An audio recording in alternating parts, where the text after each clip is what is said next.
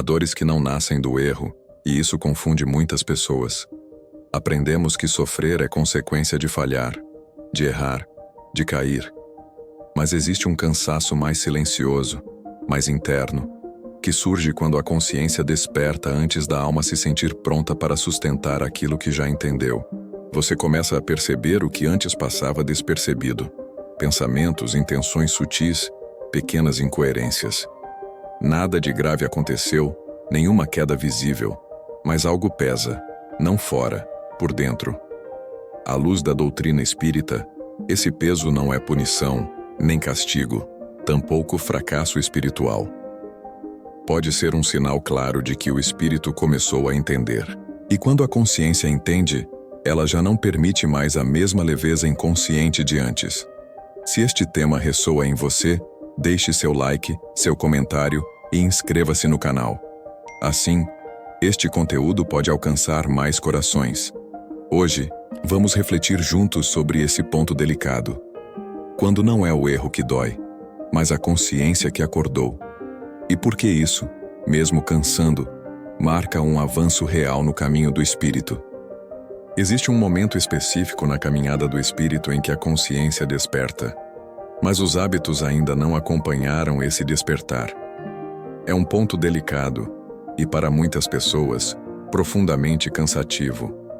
Você já entende, já percebe, já reconhece o que precisa ser diferente, mas ainda não consegue sustentar isso o tempo todo.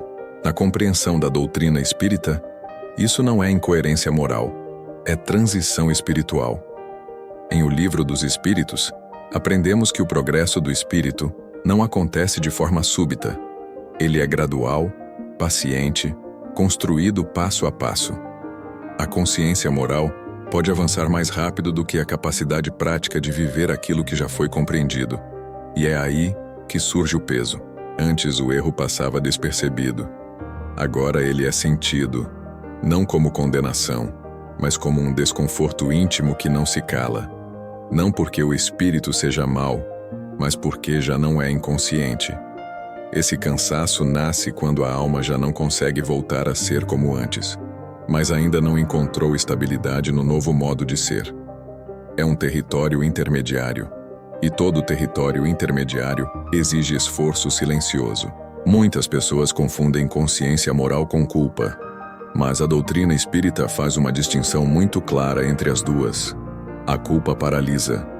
A consciência moral, quando desperta, orienta. Em O Céu e o Inferno, Kardec explica que esse despertar da consciência é uma consequência natural do reconhecimento do desequilíbrio. Ele não surge para punir, mas para ensinar.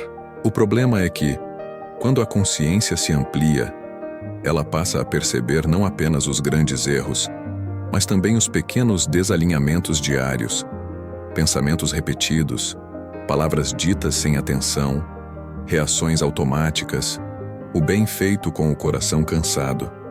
E isso pesa, não porque o espírito esteja pior, mas porque está mais lúcido.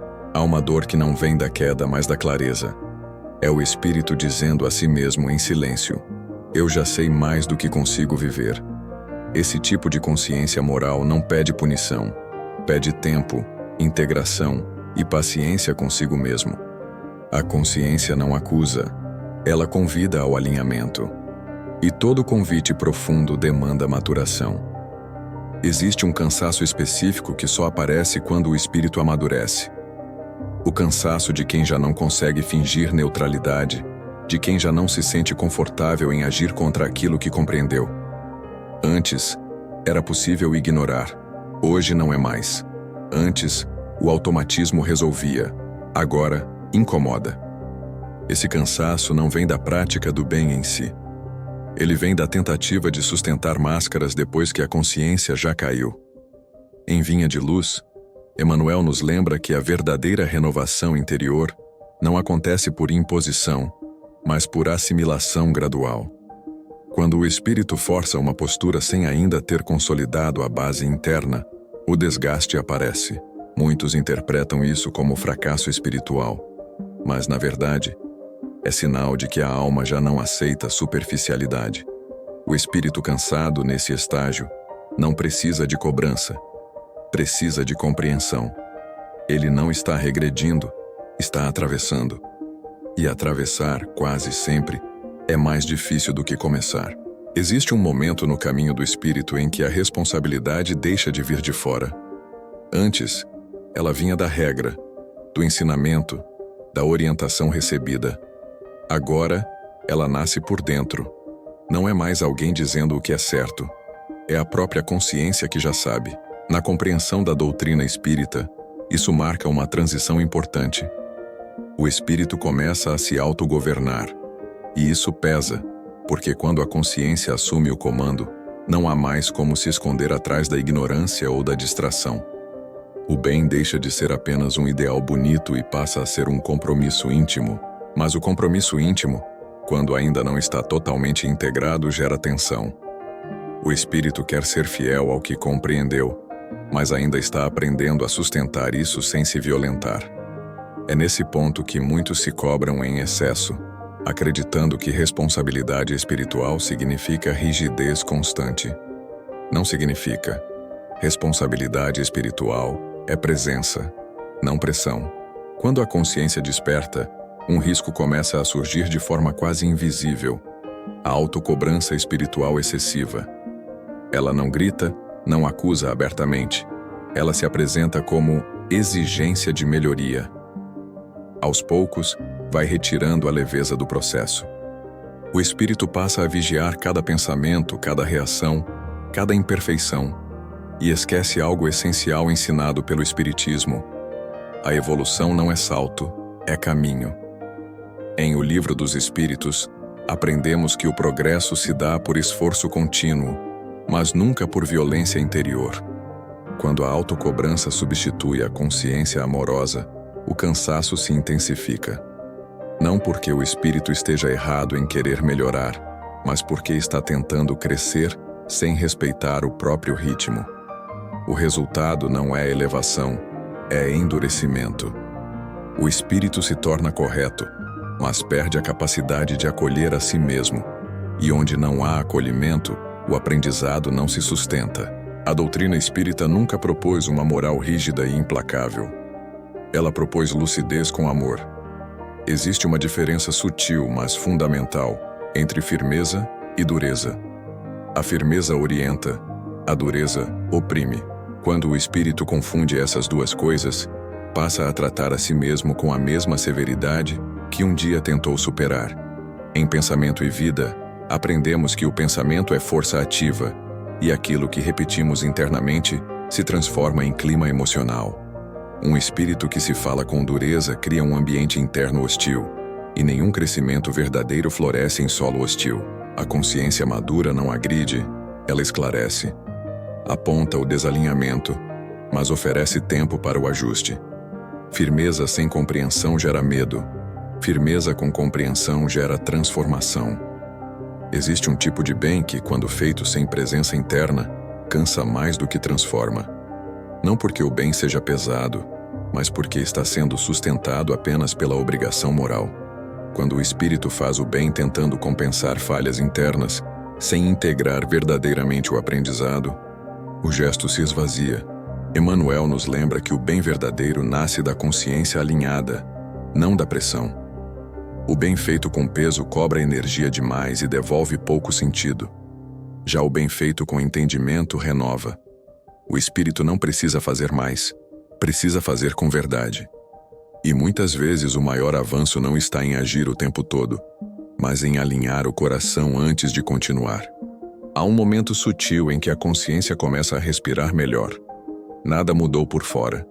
Os desafios continuam, as imperfeições ainda existem, mas algo interno se reorganiza.